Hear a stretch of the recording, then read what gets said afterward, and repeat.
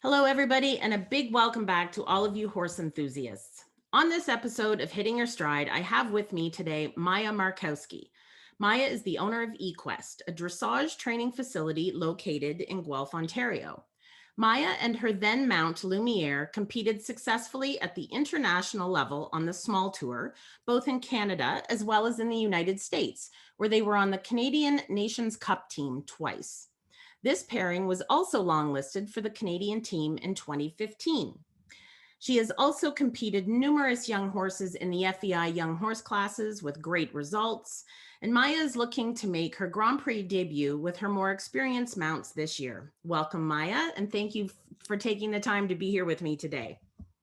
Thank you. I'm happy to be here. My first podcast, so I'm excited. That's awesome. I'm happy to give you that first time chance. So let's have a great conversation and have some fun. And so people get to know you.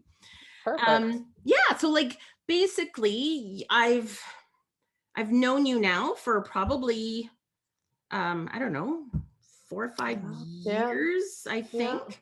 And you are very involved as a coach and as a rider and very active that way. And one of the things that I have learned is you are also very active outside of the show ring, looking to help promote and develop the sport. You are currently the vice president of the Caledon Dressage Association. So based on your current positions within the Caledon Dressage Association, which is not only vice president, but head of public relations and sponsorship, you may have a more comprehensive view of the sport in general. So using your firsthand experience, and what is your opinion of the state of the sport in Ontario, in Canada, and if you have any foresight sort of farther than that? Yeah, for sure. I'm pretty excited about currently our club. We made a big move a few years ago to Angelstone. We were located at the Orangeville Fairgrounds before that, which was a bit smaller. We were a little more limited to the number of horses we could have, and we had a lot of interest in our shows. And we decided to move to Angelstone, which is a beautiful venue. Obviously, it's quite a lovely place to compete at. So that was a really positive move for us. It's going to allow us to really grow and hopefully, make our shows bigger, because we can take more entries. And now with Angelstone taking over operations of the Caledon Equestrian Park, which is another really lovely venue, it's kind of opened some doors for us to, maybe add some more shows to our list throughout the year, which I think would be great for the sport to have more opportunity to show at some of these really lovely venues. And we've been bouncing ideas around what we can do in the winter, because that's obviously a challenge here in Canada, is keep people motivated and riding through the winter months. So now with potentially an indoor arena at our disposal, that would be kind of nice to have some indoor shows. And obviously COVID is stalling some of the plans, but our board consists of a lot of dressage enthusiasts who really want to grow the sport, and we really are trying to make them accessible and affordable, and provide a fun environment for people to show at and have a good time and enjoy it. And hopefully that will encourage more people to come out and compete and show and have fun. And I'm kind of excited what we can do with this, and see where it goes. And we have a lot of talented riders, great horses.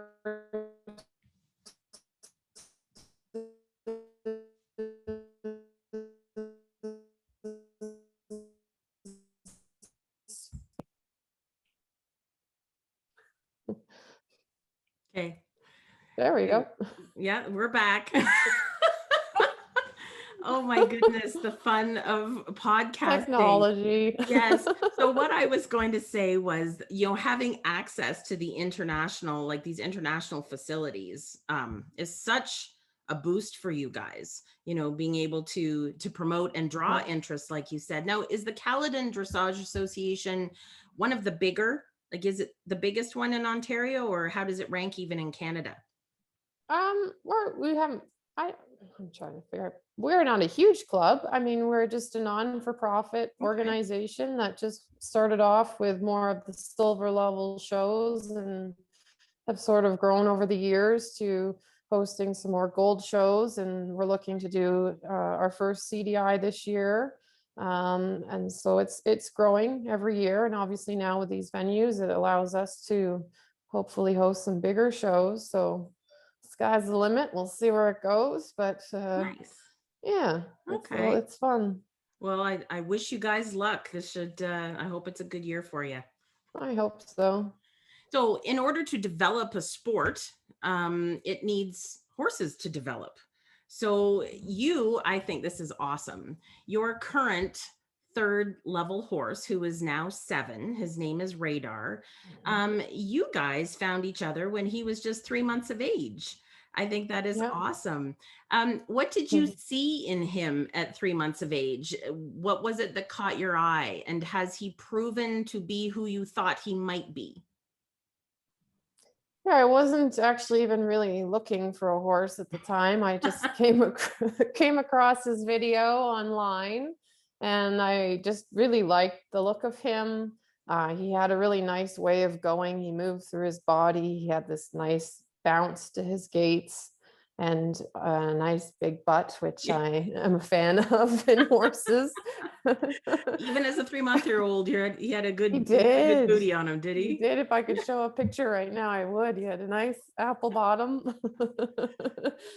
So I just couldn't stop thinking about him. So I drove out to Limoges with a friend of mine and looked at him, and he was everything he was on the video. And he just really, I don't know, I was very drawn to him. So I pretty much a day later owned him. Nice. And yeah, so he's turned out to be absolutely wonderful. He has a wonderful temperament. He really loves to work and really tries to please. So it's a lot of fun to ride him every day. And he's very talented. He's a bit of a teacher's pet, but it makes it a lot of fun to train him. So yeah, he's definitely a keeper for me. He's not going anywhere. Awesome. So yeah, he's definitely turned out to be the horse I was hoping, that's for sure. Now, do you think having had him from such a young age and sort of bonding that way and getting daily hands-on and sort of seeing his personality, do you think that benefited you somehow as you got into that time where training started? I think so. I mean, you can kind of teach them the way you like to train them. Like I have done a lot of young horses myself, so I was able to really just start from nothing and teach him. I mean, he had a great start even from his breeder. They did a lot of stuff with him, so that was good for him in the beginning months. And but I like teaching them from the beginning and seeing them grow and develop. And it does make, a good partnership when you've known them for that long. It can work the other way too. It's like your own child. They Yeah. kind of get to know you and push your buttons. So Yeah. but yeah, I really like a Lumiere I had from a young age too. So Okay. I like getting them young and watching them grow from the very beginning. And almost imprint them somehow and really get that connection. But like you said, I've known of some horses that riders have had since they were young, and it can, with the wrong or right personality, depending you look at it, that can switch over pretty quickly. And the working Yeah. relationship is hard to establish. Yeah. Yeah, yeah, no, for sure. I'm lucky with him. He just likes to do it, so he's been pretty easy. Awesome. Awesome. So knowing what is required in the horses, how do you transition to identifying, um, sorry, we're going to cut. I'm going to start back because I missed a question. Oh, good. So Matt can cut that. All right. So what kind of, now that you know what you like in horses and obviously the goals that you have, what sort of traits, both in personality and physicality, does a Grand Prix potential dressage horse need to exhibit? I mean, there's lots of, for physicality, there's always the conformation that can play a big role in their abilities later on in life. You want a horse that has a natural desire to move uphill I like a horse that really doesn't necessarily need to be a huge mover, but moves through the body. You see the whole body of the horse move. Relaxation is a huge thing in dressage. So I really like a relaxed sort of way of going in a horse. The gaits can really be produced. I like obviously a big butt, and I also I tend to look for like a not too short of a neck, like that nice sort of high set neck that just comes out of the shoulder nicely. Does definitely help later on. But for me, a lot of it is personality. I have horses, different breeds, different sizes, different conformation. They all have good attributes and conformation challenges. But when they have a great, willing personality and they're a happy horse and they love their job, it makes it much easier to train. So a horse like that, for me, is going to go a lot further and can overcome a lot of maybe not the ideal sort of conformation than a horse maybe that's built for it, but just doesn't have the desire to work. So I really am drawn to the personality of a horse, and obviously the physical characteristics are important too, but that's what strikes me first in a horse is their personality, their demeanor. Yeah. And yeah. Yeah. Not every horse is going to be blessed with those. I think I heard you say, Valegro movements and, Yeah. so yes, you hope that your training and your influence on them can develop those movements. But yes, like the work ethic, the ability Yeah. to kind of buckle down. Okay. Yeah. All right, Maya. Yes, I'm going to bust my big butt to Yeah.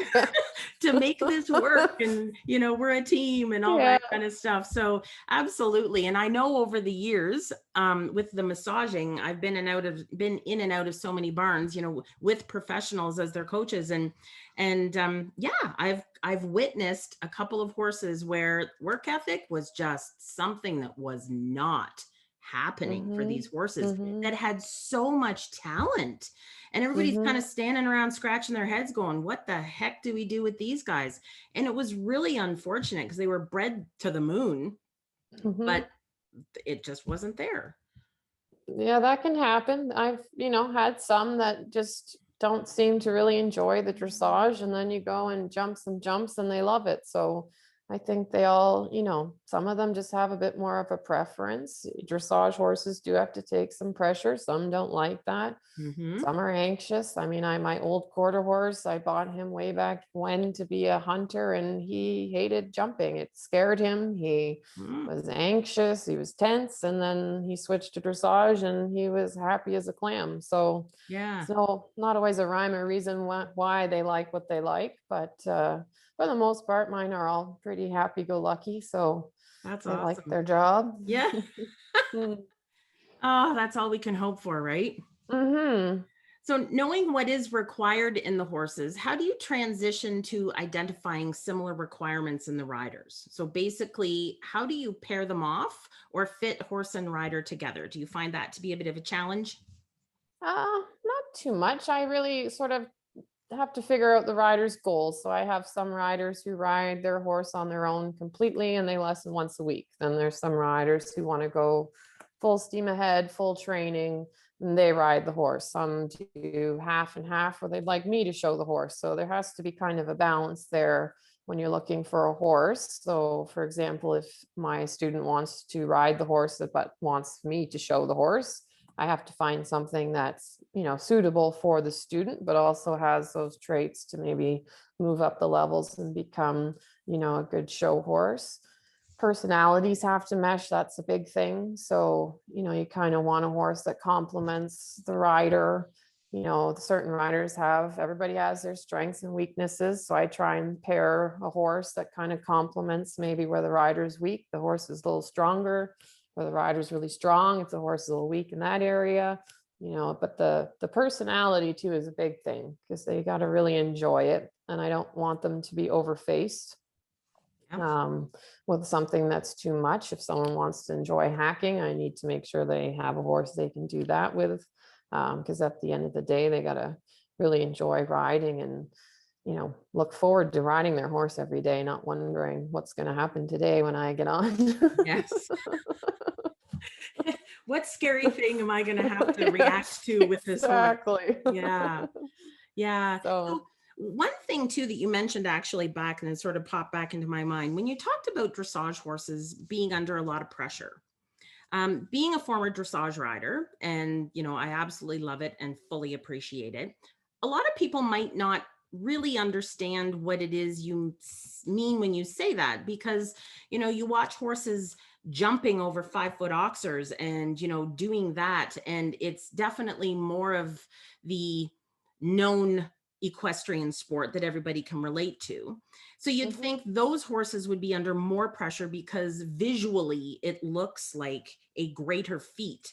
So can yeah. you share with the listeners what it is you mean, or what is it about the dressage horse at the upper level or in any level as they develop that experiences this pressure? Yeah, it's a pressure. It's not to be seen as sort of a negative, but as the horse starts to learn self-carriage, change their way of going and their balance, there can be phases that, they start to use their body in a different way. And for some of them, it can be a little bit challenging, or like we said, with conformation, maybe one movement or something is a little harder for a horse. So they got to work a little harder at it. I know when I work out and I get pushed to really use my muscles and I'm fatiguing, it can get a little hard. So they have to have sort of that desire to work through that a little bit. As a rider, you obviously have to know when it's enough, and sort of give them a break. But it's just sometimes in their whole way of going, like switching to third level for me is always a big jump for some of them because they really have to start carrying their balance more on the hind leg and more uphill. And that can be hard for them. It's not always easy for them, and learning how to use their body, it can be a little bit difficult, letting go of muscles, relaxing their back, relaxing certain areas. Not all of them want to do that. So you got to just kind of keep working through that and figure out ways to help them in the most positive way, sort of overcome that. Yeah. And certain And sort of exercises too, like Lumiere took 2 years to learn how to do a flying change. He was a maniac. wow. And he just did everything in his power to do everything but a flying change. And Wow. the flying change became the movement he's always scored the highest on. I would always giggle when I got my tests back and he'd get nines on his changes. And I mean, there were tears, there was sweat, there was a lot of doubt. Wow. So So, what do you think switched for him? well, he's always been a little bit bossy. It was always in his head. It was never physical, but it was like once I think I also had to figure it out too. I mean, it's not all the horse. The rider's got to also, figure it out and ask properly and have them in the right balance. So I think, it's just a little harder for him. So I had to really learn to set him up perfectly and Mhm. just keep at it. And once he started to get them, then all of a sudden, they were easy peasy, but it took him a while. Wow, that really building that confidence, working with that personality that's, has their own not agenda, but their own trying to figure things out. Yeah. Yeah, and talking about the pressure again with dressage horses, the mental pressure. I mean, for those Hmm. 7 minutes, however long they're in that ring, at whatever level, because it's all relevant, that's a lot of mental concentration, Yeah. and pressure that way. And I've always had a huge respect for the dressage horses that can handle that because they have to be so controlled. Have you ever Hmm. experienced a horse that was so controlled for that 7 minutes, let's say, and then when they're done, like have they just kind of like totally let down, or do they kind of explode as a release from that moment? Well, you see some of them, like they go in these rings and they go down center line and they are focused. I mean, they really learn, and that's what makes a great dressage horse too, is that they can just pay attention to you and let you ride them that whole test without getting distracted. And you look at some of these rings that these horses go in, and they are pretty spooky looking. And but then they finish the test, give the horse a long rein, and its eyes start bugging out of its head because now it's actually registering what's happening. So yeah, they can be, a lot of those upper level horses are quite spooky at the same time too, but they go, once they go to work, they Oh, focus and they don't notice anything. yeah, the So yeah, talent I've and had some. the talent and the energy is just so Mm-hmm. so impressive, and like I said, something to be admired, I think. Mm-hmm. Yeah. Yeah. Yeah. All right. So this is a very short question, but it's a deep question. What what All does right. all right, you ready? What Yep. does Maya the rider bring to Maya the coach?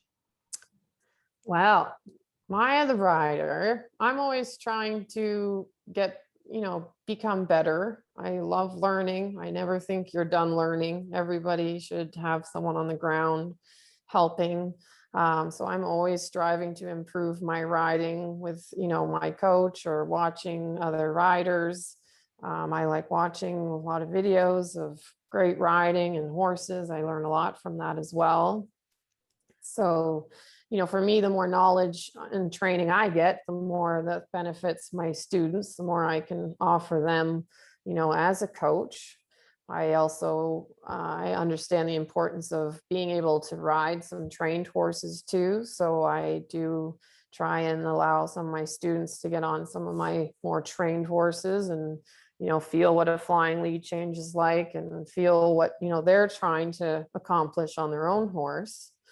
And I think by riding a lot, I've ridden a ton of different horses, different disciplines, different sizes, shapes, talents. It helps me really cater to all my students and their horses, and what they're going through and devise training plans that help them and their horse in particular and really cater to that.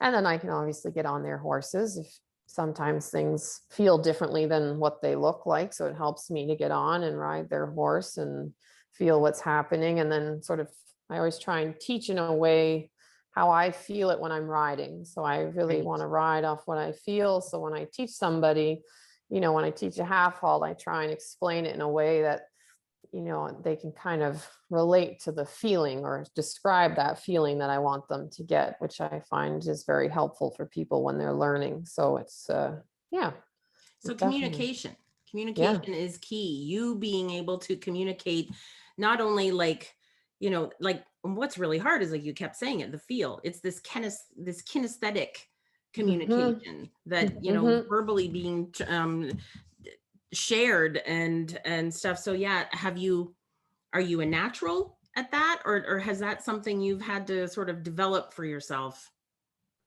Well, the feel, I think I've always had a pretty good feel for riding. I've developed a lot of it too over the years of just, what's happening underneath you, why it's happening. So I definitely teach in a way that I feel like I'd want to be taught. If I'm teaching you shoulder in and I just say half halt, half halt, half halt, I Mhm. want to know why am I half halting? What am I trying to do with this half halt? The half halt can do a lot of different things. So I really try and teach in a way where they learn to also be able to do it on their own and problem solve and do all this stuff without me. If you just say just half halt, well, why am I half halting? So I really try and teach it in a way where they can feel the results, and then down the road they can really start to ride off feel more on their own as well. They Nice. don't always need me there yelling at them. Yeah, exactly. Positive motivational speaking. Positive, yes. Uh, so, communication with your clients. Do you help them set goals, or do they come to you with goals, or is it a combination? It's kind of a combination. I think people come with certain goals, but those goals can obviously change over time. And, they might have one set of goals that they have with a certain horse they have, and then they move on and they end up with a different horse, and those goals might change. So we are very, communicative in that sense. So we're always chatting about what the plan is for the year. And I like Mhm. to do that sort of verbally, person to person, and see that way. But I think goals can kind of change. And as their riding progresses, someone who may not, think they want to show, all of a sudden they want to show, or didn't think they could do pre St. George is all of a sudden buying a tailcoat. So, That's exciting. yeah. Yeah, so as goals change, the mindset has to change, and you Hmm. you have to be able to, as their coach, adjust to Hmm. their little changes. Yeah. Yeah. Yeah, no, they have to work hard, and they know that when you want to come out and you want to tell me I want to take this horse pre St. George, then you got to put in the time and the work and the Yeah. dedication, and it's up and down. It's a roller coaster ride, Yeah. dressage. Everybody knows that. One day you're winning, the next day you can't even trot. And it's like that for everybody, Yes, it And is. I think that's important for people to know that, Yeah. they have challenges. I have challenges. There's weeks where things are great and I'm ready to show. And the next week I'm like, we're not going anywhere. We're staying home. Exactly. But you got to learn from that and just keep on trucking. And yeah, Cool. it gets better. Awesome. Well, one of the really neat things I love about your journey as I've gotten to know you is that you actually started out in the hunter jumper ring. Mhm. Um, what was that experience like? Did you, was that your first experience with horses, and how long was your interest in that discipline? Well, I kind of started in the hunters because I think most kids seem to kind of go in that direction in Canada.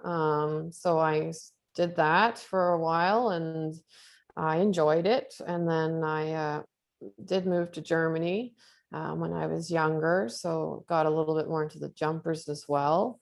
Um, but yeah, that was a different experience where you do both. That's kind of where I learned Okay. dressage as well. Um, but yeah, I really enjoyed the jumping. I just personally got to the point where I didn't want to jump those big, huge jumps. I hear you. I like to jump little things, Yeah. but it just wasn't quite for me. I'm not brave enough for that. I'll get on a Okay. bucking young horse, but I don't want to get on a Yeah, jump a exactly. horse. So with that in mind, I mean, one of the first questions that came to mind is like, wow, okay, because you often hear about jumpers who use tools and training from dressage. Mhm. So my question is for you, can you share with us any skills you have developed from having had been in the hunter jumper ring, and how training and competing in that discipline has benefited you as a dressage rider now? Yeah, for sure. I mean, it helps me, especially with my teaching, when I do have students who do the hunter jumpers. So it helps me kind of teach them how to apply it to their course. When you're doing a course, when we're working on straightness and, keeping the horse balanced through the turns, you can really kind of explain it to them, and how they can apply that to their jumping. Because I also think that's really important that they take that flat work and really apply it to the jumping as well. Yeah. And it also is it's given me a lot of tools for my cross training with my own horses, the cavalettis and poles and all those exercises. I do a lot of that in the winter and I think it's really important. So it's given me kind of the tools to do that as well with my own. No, that's fascinating. So how many days in a week in the winter, or like how often do you incorporate the gymnastic part of jumping as a cross training as for your horses? Well, I try to in the winter to do something at least once a week. Sometimes I set up some poles and they're there for, the week and you kind of play with them in different ways, each day, but I try for the horse's mentality as well, just to Yes. do something different. And for me, like when you're inside all winter, it's kind of fun sometimes to just do some cavalettis and poles. Not all my students who might be watching this agree with me because they see poles and they I won't mention any names, Rachel. But yeah, so it's neat. It gives me, some ideas for what I can do with my dressage horses. Just as Yeah, much as dressage is great for jumping, I think a little jumping every now and then is not that I'm really totally. jumping. We'll just get that. It's Right. cantering over cavaletti. Yeah. I mean, some dressage people, you even like you said, you throw in anything that the horse has to quote unquote jump over and they just freeze. Yeah. But the step that is required to go over a cavaletti or a pole is so important in Yeah. developing steps of dressage. So Yeah. I'm a firm believer that everything's got to meld. You should never be just one or the other. You should never be No. stuck in one discipline. It should be a really healthy crossover. Yeah. Yeah. No, for sure. Okay. So I know that you have spent all day traveling and you've Mhm. been coaching in the Mhm. Toronto area today prior to taking the time to be with me. And Mhm. you spent all day yesterday riding how many horses?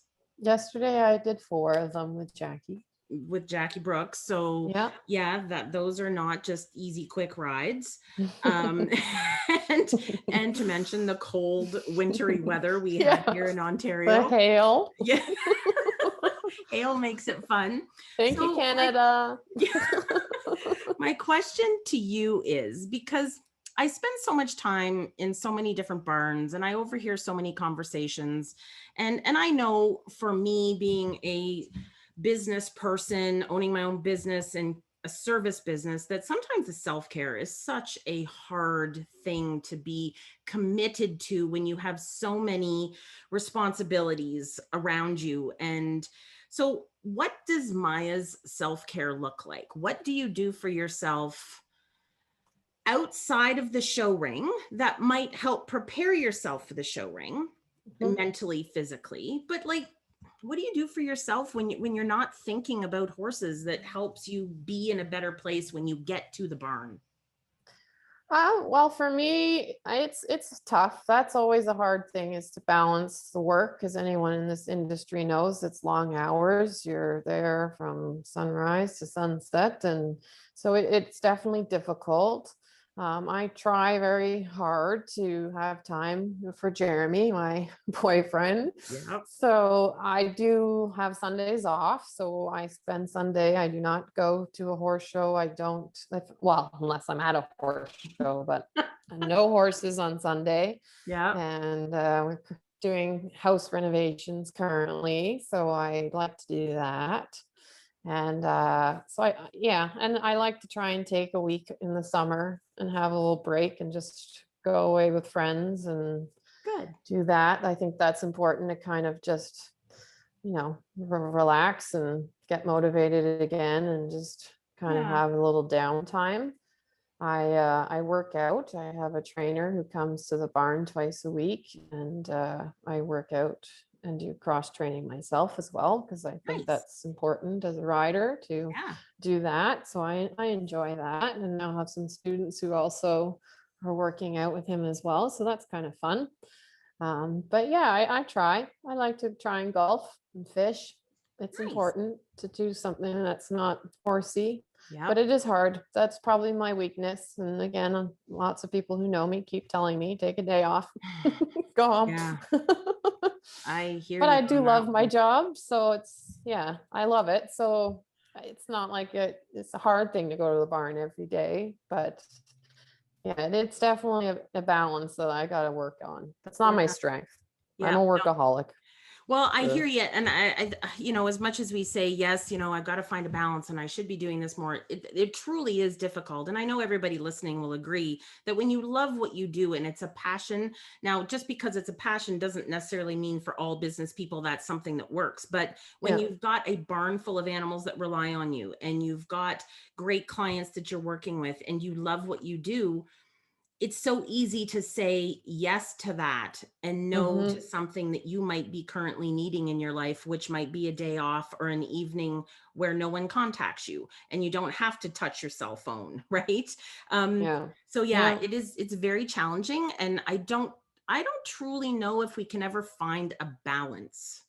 Because life is Yeah. such an ebb and a flow, but it's really important to make sure that all of those areas are looked after in some Mm-hmm. way and at some time. Yeah. Yeah, absolutely. I'm not also very good at just sitting and doing nothing. So it's also hard for me. If I don't have something planned, I'm like, I just might as well go to the barn. Right. But cell phones also make it very difficult. I try really hard to hide my cell phone or put it somewhere where I can't see it, because it makes it very difficult, and you're so available and accessible all the time now by cell phone. So Yep. that makes it more challenging too. But I do try my best. Yep. And all we can do is, I mean, just hope that, our clients, like with my massage clients and coaching clients, we have to establish boundaries, as Hmm. you guys do. And yeah, so that's the whole art of communication and understanding Hmm. as well.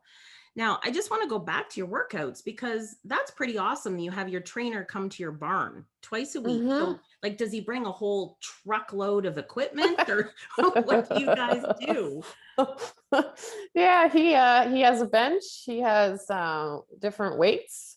We have a ball. We have mats. So he manages to torture us just fine with all of that.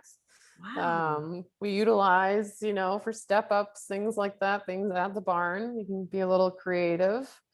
But yeah, it's quite good. It's nice and it's helpful for me time wise too to get that in when he comes to the barn because my days get a bit busy. So he comes in the Yeah. afternoon and we work out outside and yeah, it's fun. It's good. But Good. he is very successful at making my muscles hurt with some weights and a bench. Well, that's congratulations to you for that true commit. So you do this in the afternoon after you've ridden. Yes. See, a lot of people are like, no way, I've ridden 5, 8 horses. There's no way I'm working out. I've already worked out. But I'm Yeah. sure because this is something you've been doing consistently, you can feel that this different kind of exercise is actually making you better in your riding, right?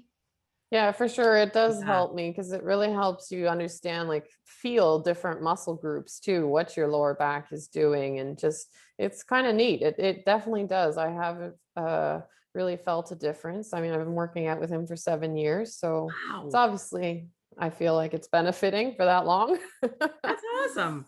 But yeah, I definitely feel a lot stronger and yeah, I quite like it. But I do better at the end of the day. I tried Okay. doing the 6 a.m. workout and my muscles are not awake to do that. he can he can attest to that. And I was half asleep with coffee in hand. So I do much better after riding 8 or 9 horses and then work out. Okay, good. Yeah. Good. Yeah, everybody's got their prime time. I know for Yep. I'm good between 10 and 2. You Yeah. know, before I could do, but again, like you, not quite awake. After 2, I'm ready to kind of wind my Yeah. day down a little bit. Yeah. Yeah. Yeah, we all have our workout times. Mm-hmm. So this last question I have for you is a bit of a thinker. And you know, okay, so in 10 years, what accomplishments as a rider, and it could be 10, could be 5, I wanted something that was in the future. What, as a rider, what would you like crossed off your bucket list, and what would you like to be known for or remembered as in the industry? What kind of effect do you want to leave in the industry? Well, for me, I mean, the biggest goal I have is I really want to compete for Canada at the Olympics one day. That's kind of my big bucket list goal. Obviously, any kind of international event would be a great thing to do. I just really would love to compete for Canada and, do that on sort of the international stage at the Grand Prix level. So that's definitely my big aspirations at the moment. No pressure radar. Uh, my goal this year is to really officially make my Grand Prix debut in the show ring with Daedalus, who's owned by one of my clients that I've had since he was a 5-year-old and trained. So that's kind of this year's goal. Um, um, I'd like to be known for someone who had a positive influence on the sport. I think it's important to give back. I enjoy it and I really would love to inspire people to start with dressage, kids especially too. We don't have a lot of kids in dressage. So I'd like to be known for someone that has fun while doing it. I promote and try to at home promote a really healthy environment for my clients, drama free, support each other, don't knock each other down. I think that's important. So those are kind of things I'd like to be known for, and hopefully a Canadian rider that gets a gold medal. That would be amazing. And when you said that, I got goosebumps. So yeah, needless to go, say, I am rooting for you. And go. I have a client in your barn whose horse I go and massage, and I love going to your barn because Oh, thank it you. is exactly that. Like you said, it is drama free. It's very relaxed. everybody everybody's got a really good energy with each other. The horses are super content and happy. And I know that you're a serious believer in as much turnout time as possible. How do you Mm-hmm. find that affects them? Oh, they love to be out. I mean, they go out in the summer from about 8 till 8. And then in the winter, it's more like 8 till 4. They go out in groups, small groups. I mean, obviously, you got to be careful at who you pair with who. So you do have to have a good ability to match them right so that everybody gets along, because that's always everybody's concern. But for me, they don't, they're great. They're quiet. They don't run. They're happy. They're relaxed out there. When they're in the barn, if you're in a stall all the time, for me too, it's like standing around and then trying to work out after you've been sitting on, around doing nothing, right? So I think the movement is really important for them. And their brain, they're happy.